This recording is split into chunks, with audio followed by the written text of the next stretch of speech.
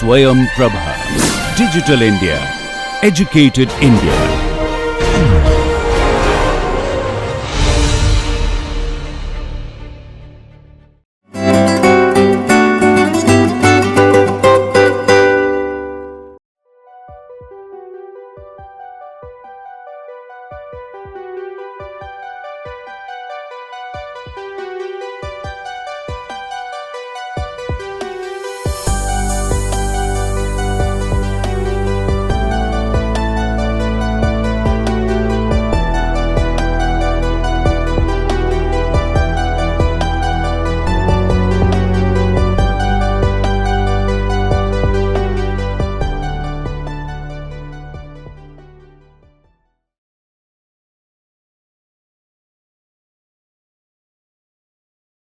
Dear students, welcome to our next discussion on multi-objective decision making under our course of Infrastructure Systems, Decision Risk and Resilience.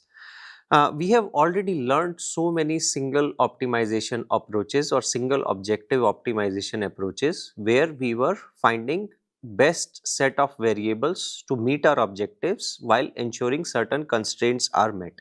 However, when we talk about real world infrastructure problems, just meeting one single objective may not be sufficient, and that is where we need to account for multiple objective function. For example, in case of infrastructure projects, we may want to minimize the cost while ensuring that reliability is also very high. We are also meeting all the environmental standards or compliances, and you can imagine that if we are using certain equipments that are cheaper to procure, they may not have as high reliability as the more expensive one or top of the shelf equipments would have. Similarly, safety may also get compromised, and environmental impact such as emission, the life cycle of some products may not be very high even if they are costing lesser when we are buying them, or capex may be lower. However, over the time we may have to pay out more in terms of environmental consequences, etc. That is where these multiple conflicting criteria comes into picture, and we struggle finding what is the absolute best, and that is where we have to learn how to find solutions to such problems. There is something called as trade-offs that we are going to talk very frequently when we talk about multiple objective functions. That is, you try to uh, gain benefits from one of the objective function, at the same time others will go. For example, in the current landscape of climate change, you might hear that many countries want to push their industries, they want to produce more and more products from their industries, but at the same time the greenhouse gas emission also goes up for those particular nations, and entirely for the globe. So that is what an typical example of trade-off would look like. More development doesn't necessarily guarantee that there would be environmental uh, uh, well-being for everybody. So these kind of trade-offs are typically accounted for in multi-objective optimization problem.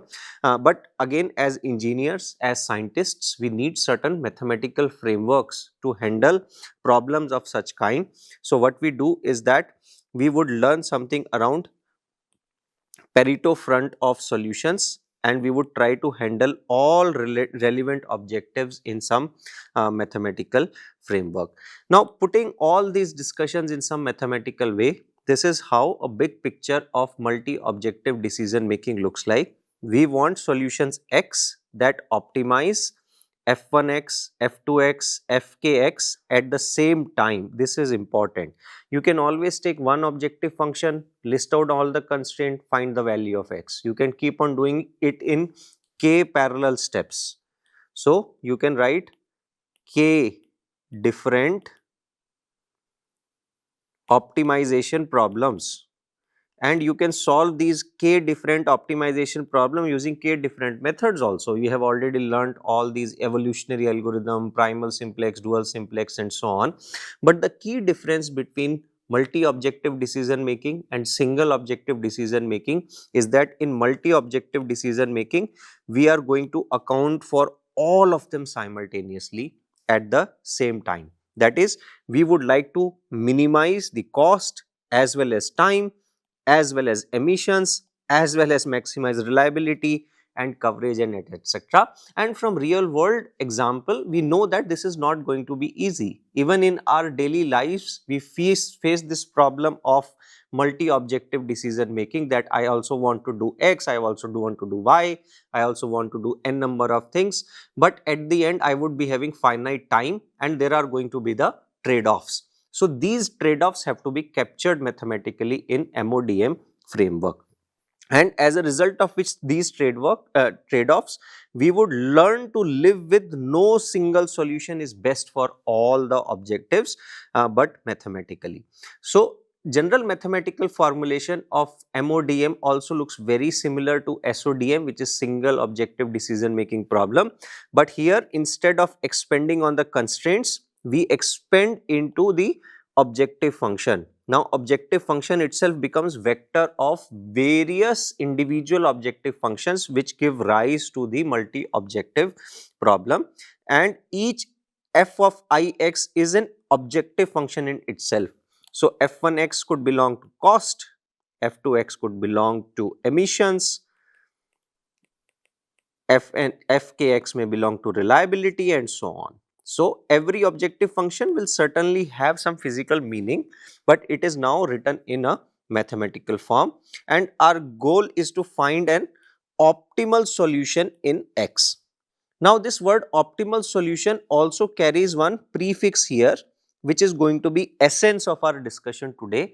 That is, we may not be able to find the absolute best, we will find something called as Pareto best, that we will soon discuss next. Now before we go towards Pareto optimality, it is important to know there in some cases we may have something called as dominant solution. And if we fail to find any dominant solution, we settle with Pareto solution. So Pareto solution is going to be a compromise if we are not able to find the dominant solution. Let us look into dominant solution with help of an example. Let us say that we are dealing with a minimization problem and there are two objective functions involved. F1 belongs to cost and F2 belongs to emissions. We found two solutions such that when we were trying to minimize the cost, we found the value of minimum cost is 10, and for that particular cost we were also getting level of emissions as 7. Now it is very clear that we would like to minimize the cost, we will also like to minimize the emissions. When we were finding solution for XA, our objective was primarily around cost. When we were trying to find XB, our objective was primarily around emission, and we were just checking for the cost on the optimal value that we obtain while minimizing the emissions. So when we were minimizing the emissions, what we found is that the value of F1 we get is 12, which is of course worse than the cost. However, what we see here is that F2, the minimum emissions are not bad at all. It is exactly same as solution of XA. So what it tells us that XA is a better solution than XB, because when we were optimizing for cost, we were able to reduce our emissions to the same level as the best solution for XB would have done, even when we were targeting emissions explicitly. So we can say in this case that XA is a dominant solution over XB, and there is no trade-off. XA clearly emerges as a winner, that it not only minimizes the cost, but as a side effect it also minimizes the emissions, or if not lesser than the XB solution, but at least it is equal to that. So in both sense, for both objective functions, XA is dominating over XB and XA emerges as a winner or a dominant solution. However, in many cases, we would not have dominant solution. That is, if this would look like a seesaw, that if you try to reduce the cost, emissions will go up. So I write cost here and I write emission here. So, they would be of course in a trade-off that one goes up, second goes down, and that is where we search for a Pareto optimal solution, which in simple words also mean that we cannot improve all the objectives at once without making other one bad. What does that mean? You want to reduce the emission, increase the cost by investing in better infrastructure practices or better machinery. You want to have lower costs, then please bear with the higher emissions because of the trade-off that exists between these two dimensions of cost and emission. And whatever solution that we settle for, it is going to be a Pareto optimal solution that would capture this trade-off between the cost and emission. And often cases we would have multiple Pareto optimal solution whenever multiple objective functions are involved, and rather than having one particular solution, as we were able to see in case of single objective optimization, we would have an entire front over which solutions would be there, and this front is called as Pareto front. And you can see that if on x-axis we have lower value, y-axis we have higher value. If y-axis gets lower, x gets higher, and this is exactly the trade-off that Pareto surfaces try to capture. So, let us try to see this with help of an example. That let us say that I have xa equal to 10, 7, 12, 5 and xe is 9, 9. You can see here is that if this is my cost, this is emission, this is cost, this is emission. If my emission goes down from 7 to 5, my cost goes up from 10 to 12, a clear trade-off. If my cost goes down from 12 to 9, my emission goes up from 5 to 9, a clear trade-off. But all these three are also solution to our original problem, but they are Pareto optimal solution for multi-objective problem that we have stated, and we see that none of the solutions here uh, dominate any other solution. There are always trade-offs between A to B to C, and depending upon stakeholder choice, you can go with any of these particular solutions that would fit the requirement of a particular industry, particular infrastructure system or a compliance.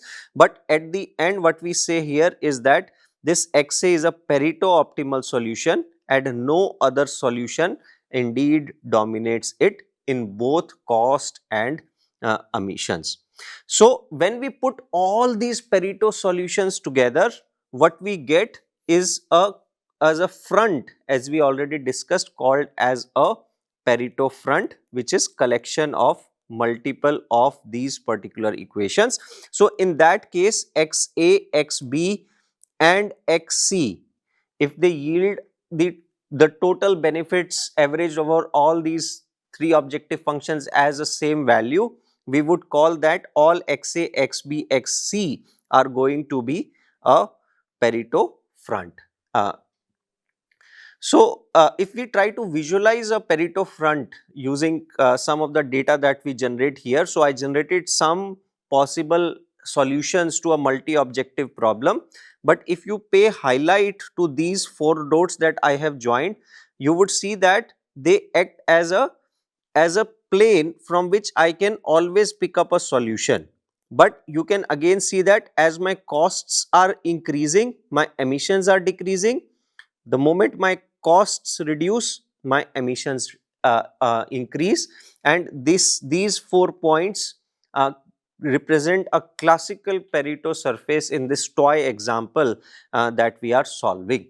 Now, this is all fine that Pareto surfaces will emerge, but how to obtain these Pareto surfaces we will explore in our further example.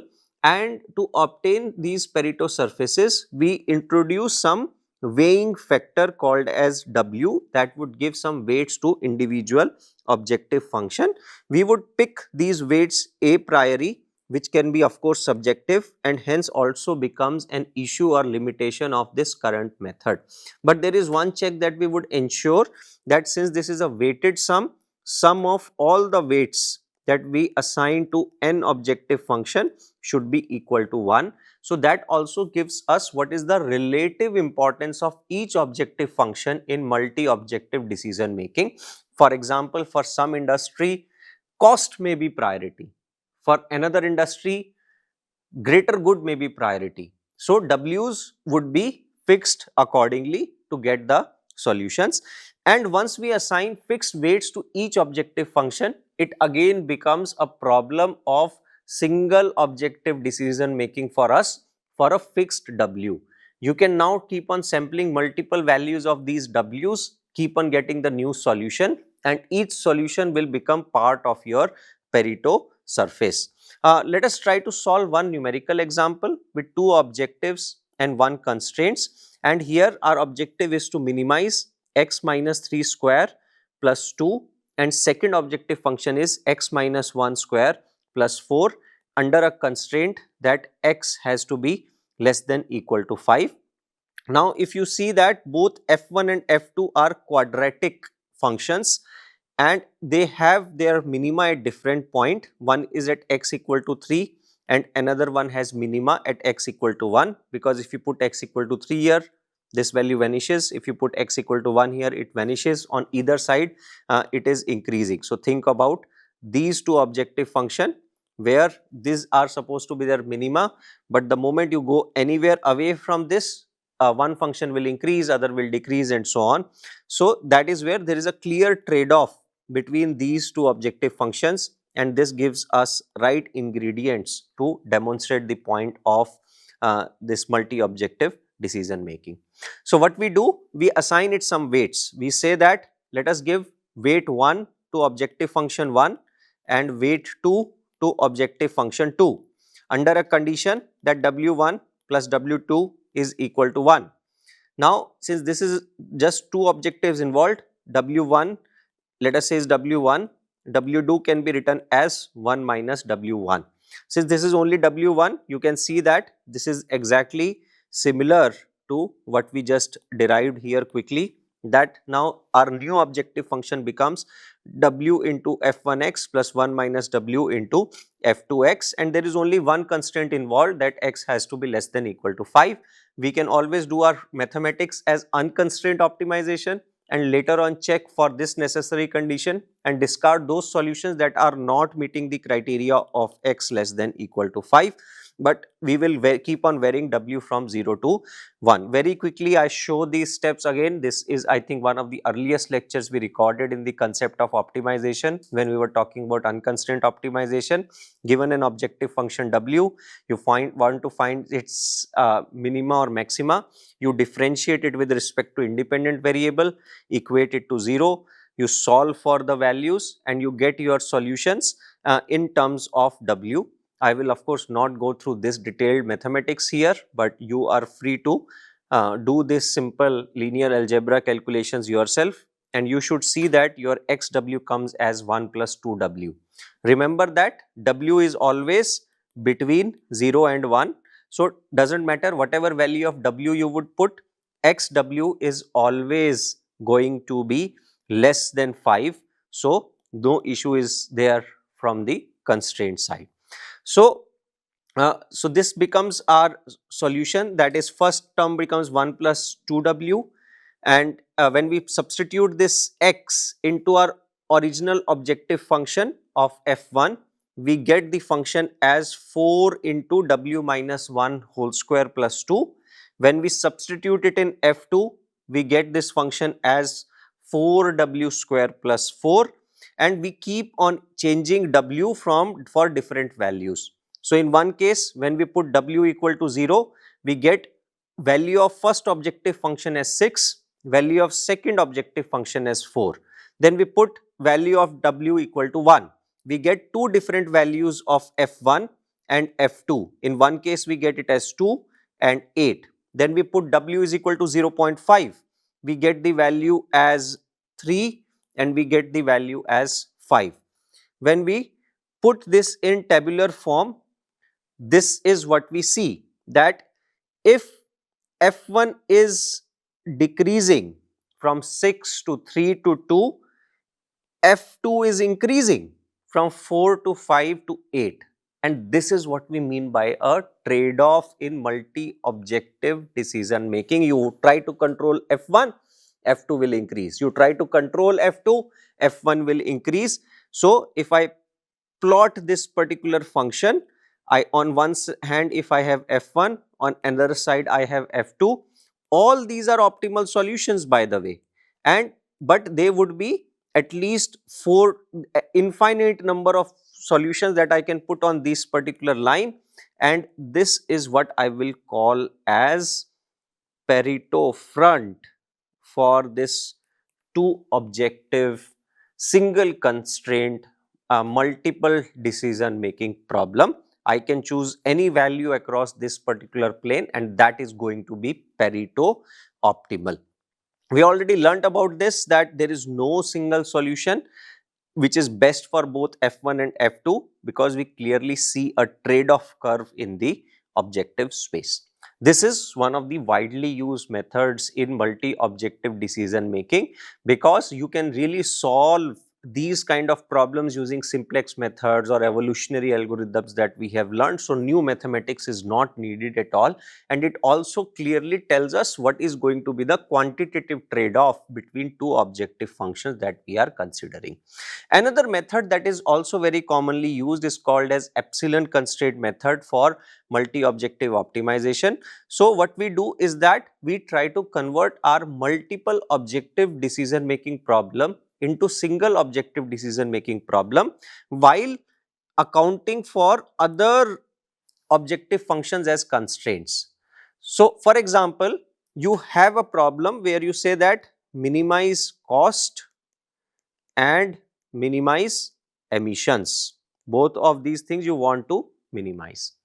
But now there is a regulatory constraint that whatever you do, your emissions cannot be greater than some value, let us say 10.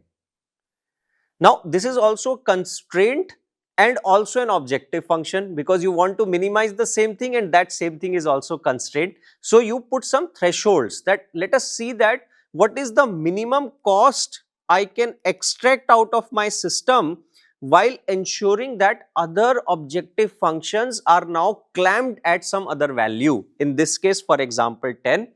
Then we keep on, and this 10 by the way becomes our parameter, what we call as epsilon. We keep on changing this epsilon systematically, and what we get at the end is also a Pareto front. This has some advantage over our earlier method of weighted sum, is that it offers more explainability and also tells us that what particular objective functions can give us some leeway to minimize our primary point of concern. So, in this case, as I said, our primary point of concern was cost, and we try to extract the minimum cost from our system while being environmentally compliant. So, it also tells us that how many extra units of environmental compliance we would have when we end up our optimization exercise. But one of the limitations that come on this epsilon method is that this epsilon is typically unbounded. You can explore it from 0 to a very large number, unlike W, which was constrained between 0 and 1. So, you have to understand, again, there is no free lunch here. Both of these methods have their own limitations and their own advantages, but depending upon what kind of infrastructure problem we are solving, we often have to take a call that whether we are happy to have more interpretation and explainability, or you want to have less computational efforts and so on. So, again, let us try to solve this with one very specific example, just like earlier case where we have f1x as x minus 2 square plus 2, x minus 5 square plus 1. Again, two quadratic functions, one is having minima at 2, another is having minima at 5, and clear trade-off would exist even between these two functions. And we will explore feasibility domain between 0 and 8. That means epsilon is bounded between 0 and 8. So, what we do here is that we say that let us minimize our original function f1x subject to f2x less than equal to epsilon, and x now varies between 0 to 8. So, everything is bounded in this particular case. We can also relax epsilon, by the way, because if it is not clearly stated that on what particular variable we are assigning a constraint, that is typically associated with the solution space and not the constraint space in general. So, first of all, let us put epsilon equal to 2. So, our objective function now, second objective function becomes part of the constraint, that is x minus 5 square plus 1 should be less than equal to 2. We simplify that and say that x should be between 4 and 6. So, our original objective function now becomes x minus 2 square plus 2 such that x belongs to 4 to 6, and we search for it and we find that the minimum value happens at x star equal to 4. Again, I would not worry about how to solve them. You are strongly encouraged to refer to earlier lectures where we learned all the math and tricks to solve these very simple optimization problems. But key takeaway from this particular slide is that for epsilon equal to 2, solution happens to be x star equal to 4. Now we change epsilon equal to 10. As I said that our epsilon, we should not be worried about the constraint on the constraint itself, where epsilon is guiding the bound of relaxation or tightness on the second objective function. We put epsilon equal to 10, and what we find here is that x between 2 to 8, and we find that solution is x star equal to 2 for epsilon equal to 10. We keep on doing hundreds and thousands of sampling of epsilon, and at the end for each epsilon we will have one value of x star. For each value of x star we will have one value of f1x and one value of f2x, and we can plot these different values of f1x with f2x. If we have hundreds of epsilons sampled, we will have hundreds of points coming here and so on, and that should give us the Pareto surface by alternate methods. There are few other methods that are going to be agenda for our subsequent discussion in multi-objective decision making, which are variants of evolutionary algorithms such as genetic algorithms or PSO that we learned. So, we will talk about these particular versions, and these solutions, evolutionary algorithms, are very good for complex or black box functions where we really don't have the exact functional form, but we want to minimize or maximize various competing criteria. We will not worry about the mathematical details here, but in our subsequent lectures we will try to explore many of these possible. Now, coming to the real world application of multi-objective decision making, I already gave you an example of cost versus emission, but let us talk about two very specific sectors that we have always been referring to. One is water network and one is transportation network. So, in water network, of course, you would like to put your pipeline in such a way that your diameter is minimal, but while ensuring that lot of people receive the water, while ensuring that your pump energy is minimized or your head losses in the system is minimal, and also while ensuring that overall carbon footprint of design, execution and operation of the water distribution system is minimal. Similarly, in transportation, we of course want to minimize the total travel time, but to minimize total travel time to a very small value, you may need infinite infrastructure, which is certainly not feasible because construction costs go up. So, total travel time and construction cost, they are definitely going to be the competing objective. And now third one also comes into picture, which is emission. That is, while minimizing total travel time, construction cost and emission, you have to balance all these three, and that is where multi-objective decision making comes into picture. And we learned that both weighted or epsilon constraint methods come to our rescue to give us possible areas of solution, and we find the set of feasible expansions or routes to form a multi-dimensional Pareto front, which is then presented to stakeholders, and they can think about these multiple equally good solutions, and these multiple equally good solutions can further be coupled with approaches like AHP, ANP, outranking, that we will of course discuss in more details as we build on this argument of multiple objective decision making. But the key takeaway here is that multi-objective generation and multi-criteria selection is a common problem in real-world infrastructure planning. So while knowing all the toolkits in single objective optimization are necessary, they are neither sufficient nor would be put to use immediately in real world if you do not understand how to combine multiple objective functions together.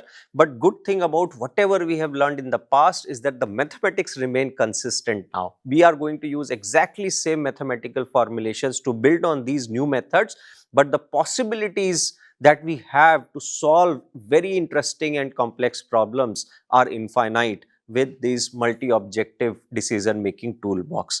So the key points here so far is that we have learned today Pareto concept, the weighted sum and epsilon constraint method, and got introduced to some terminology around the evolutionary algorithms that we are going to cover in next setup, which is also going to be the future direction of this particular module. Thank you.